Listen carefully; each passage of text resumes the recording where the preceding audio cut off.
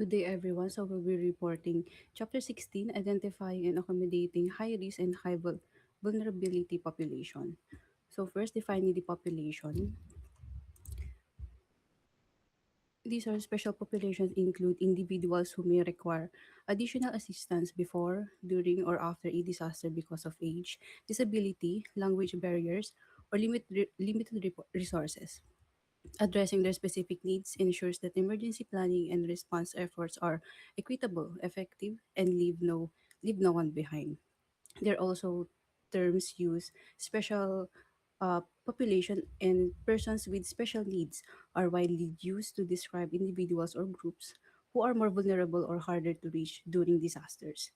This includes people who are physically and mentally disabled, those with limited English proficiency, the economically disadvantaged, the elderly, children, and those who are geographically or culturally isolated.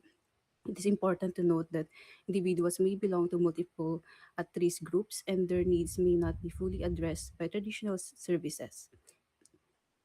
Regions and circumstance, especially since anyone can become vulnerable during a disaster. For this reason, the term high risk, high vulnerability population is often used to describe these diverse and dynamic groups, emphasizing the need for inclusive and adaptive emergency planning. Not only terms, but there are also other problems such as medical needs of the poor. Poverty in America has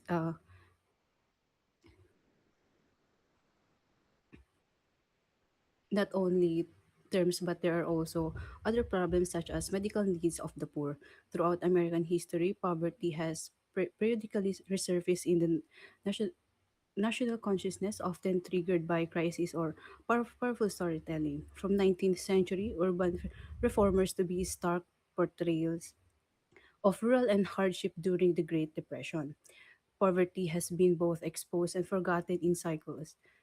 The 1960s saw renewed attention with Michael Harrington's The Other America and President Johnson's War on Poverty, which launched large-scale but fragmented federal problems.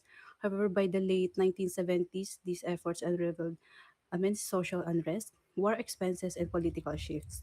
In 1980s, brought visible homelessness, yet may choose to ignore it, clinging to the illusion of prosperity. In the 2000s, faith-based initiatives emerged, often shifting responsibility away from the federal government.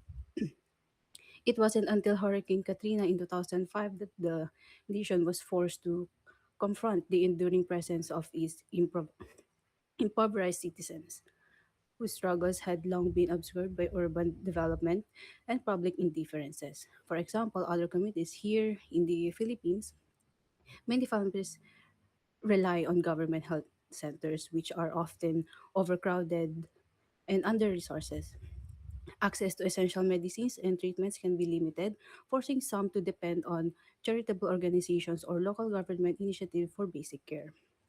Second is statistical profile of the poor. In the 2000 or 2005, of over 37 million Americans live below the poverty line, with minorities, the elderly, and single mothers disproportionately affected. Many were homeless or working, yet unable to afford housing or healthcare. Disasters like Hurricane Katrina worsened these conditions, exposing system neglect. Dr. Ruth Berggren's accounts from Charity Hospital highlighted how nurses become pillars of care and amid chaos, showing that compassion and teamwork are important in crisis. Nurses must continue to advocate for the poor whose health needs are often overlooked. And there's nation of immigrants. The U.S. has experienced multiple waves of immigration with the 2000 ano to?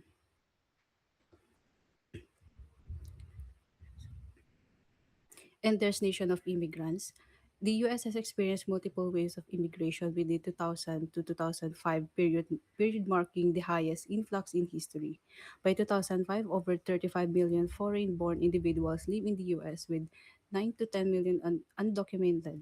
Many immigrants, especially those lacking educations or skills, relied heavily on social services.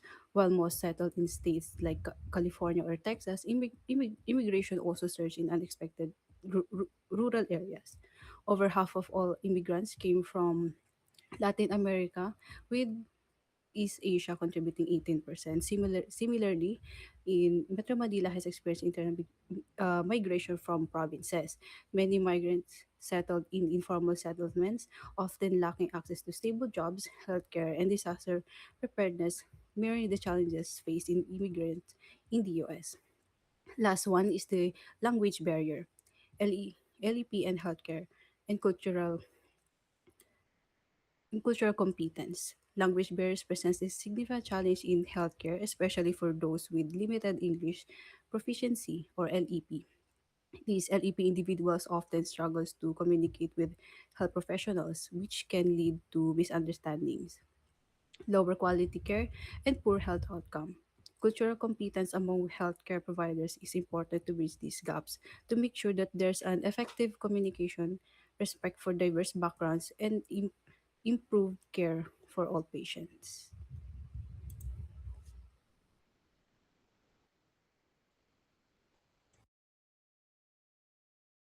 Okay, next is who is disabled.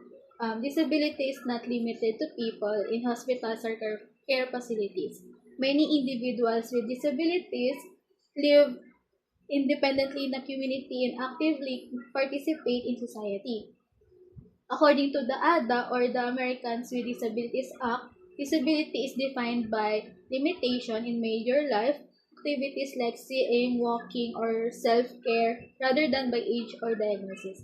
Disabilities can be physical, sensory, cognitive, or emotional, and sometimes multiple disability can coexist. Next.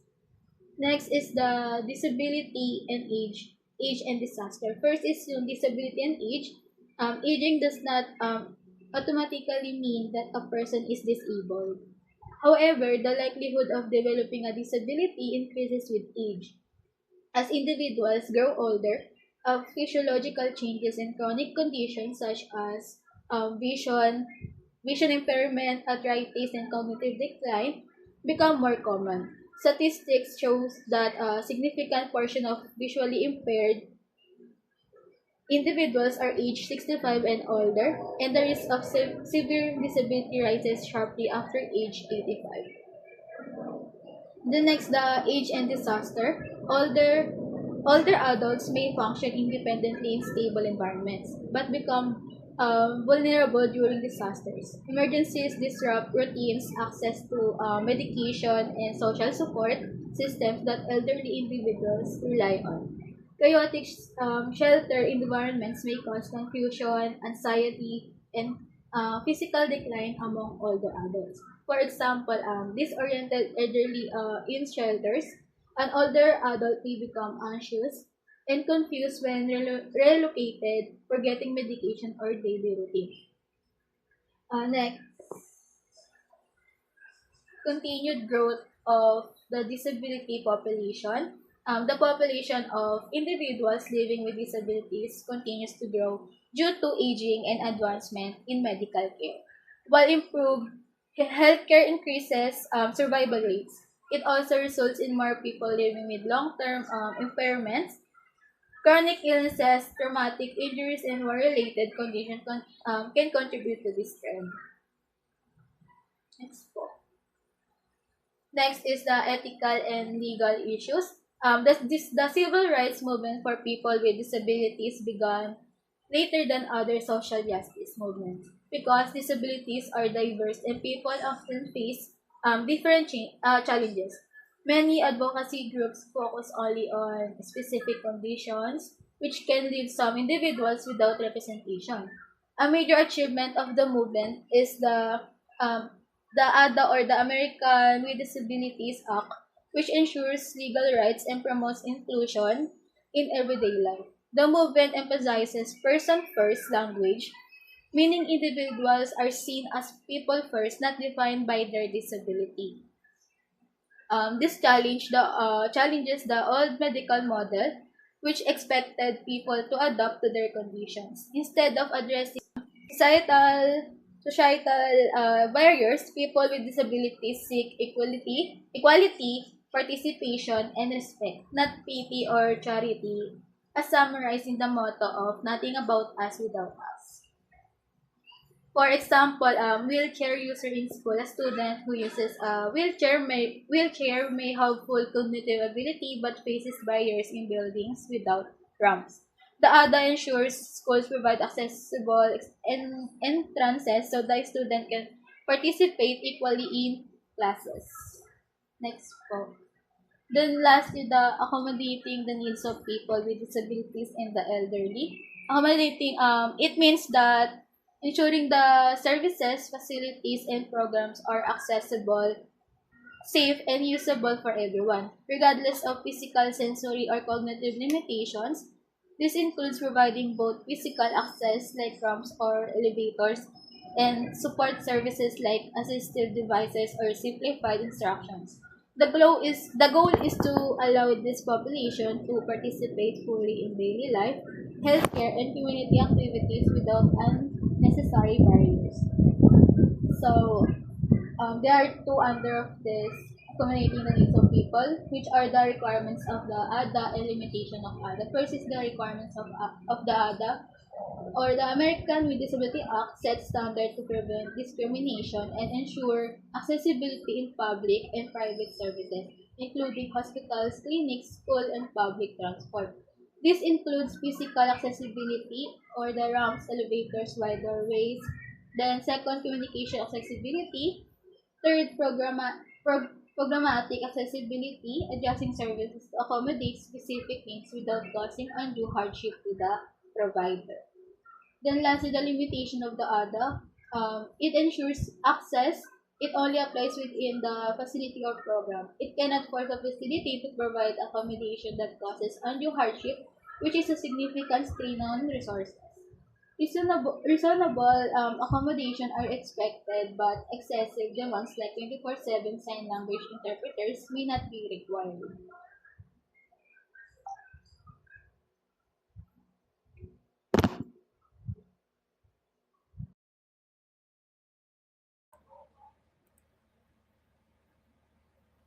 Hello, audible ba ako?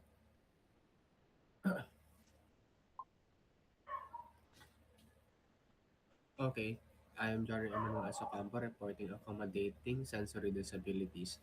So, when it comes to providing general information and accommodating people with sensory deficits, especially during a disaster, one must be aware of the stigmatization and gain their trust and cooperation without damaging their pride and dignity. Access to information is the most significant challenge rather faced by people with sensory deficits, particularly those who are blind and deaf. Large healthcare facilities, especially those receiving disaster-related patient overflow, should prepare materials in alternate formats. While the Americans with Disabilities Act or ADA suggests formats such as Braille, audio tapes, and electronic media, only large print materials and Braille are realistically useful during disasters. However, braille literacy has declined significantly. Most blind individuals, especially those with adventitious blindness or people with acquired visual impairment, do not read braille. Studies show that audio formats are far more commonly used than braille.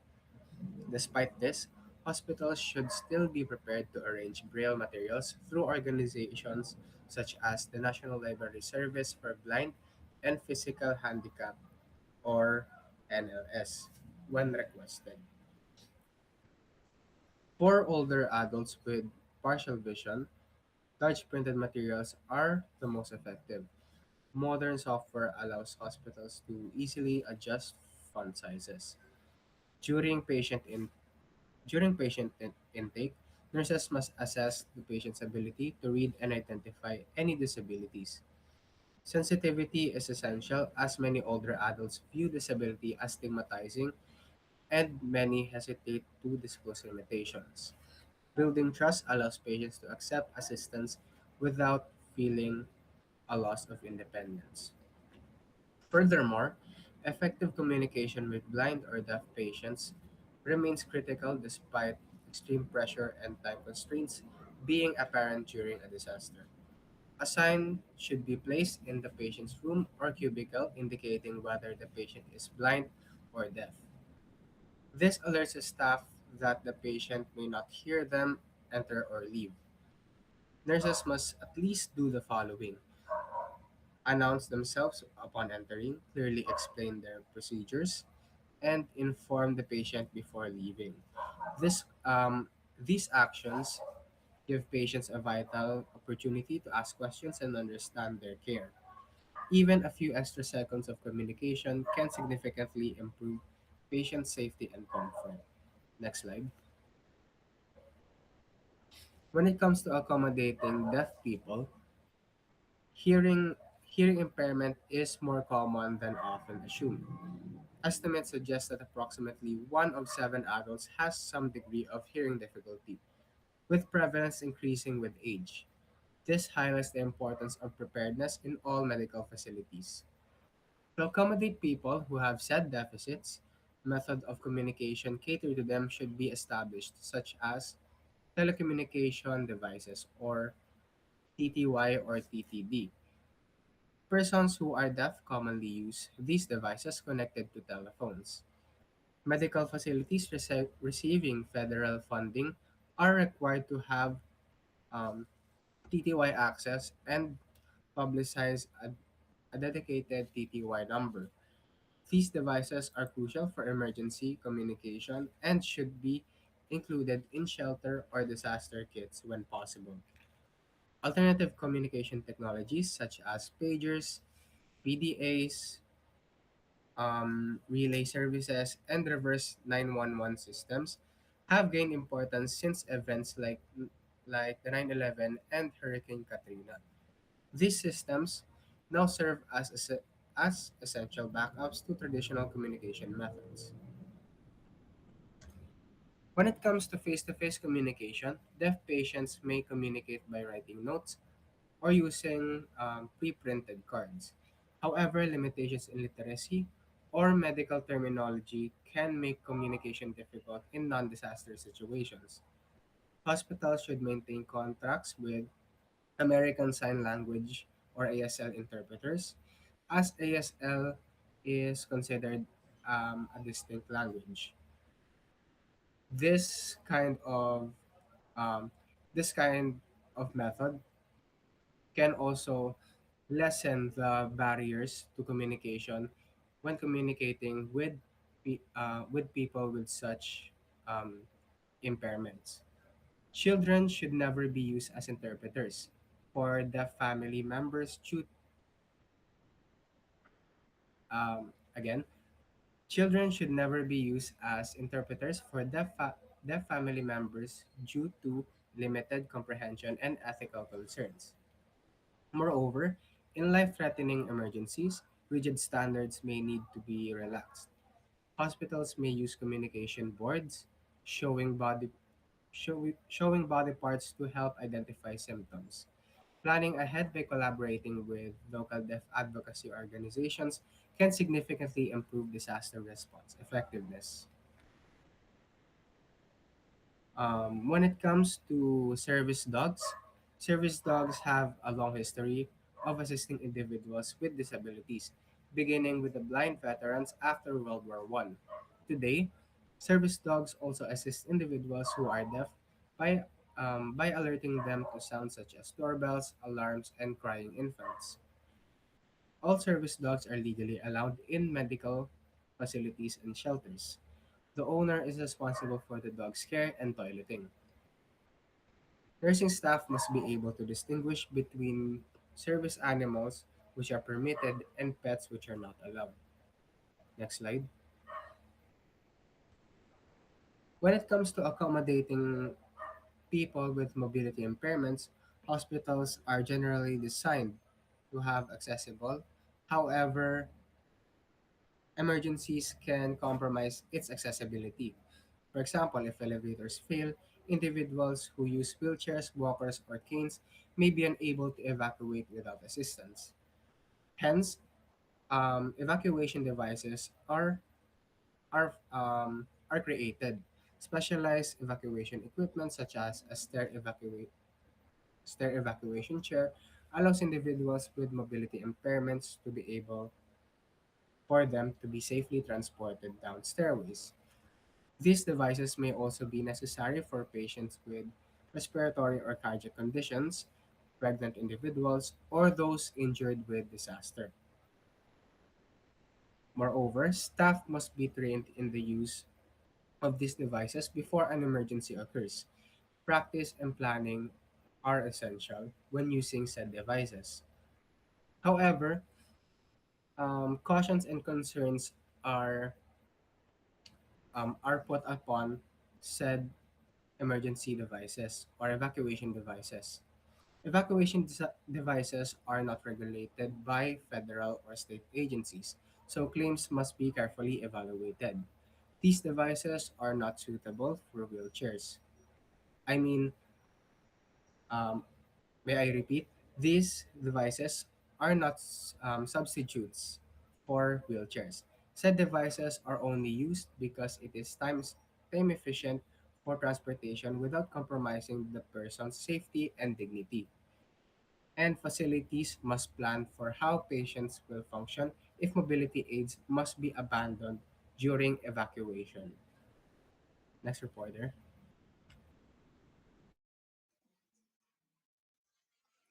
Next. To continue, next is accommodating for persons with developmental, intellectual, or mental disabilities. Developmental disabilities are defined as people with chronic disabilities with an onset before the age 22, either physical or mental.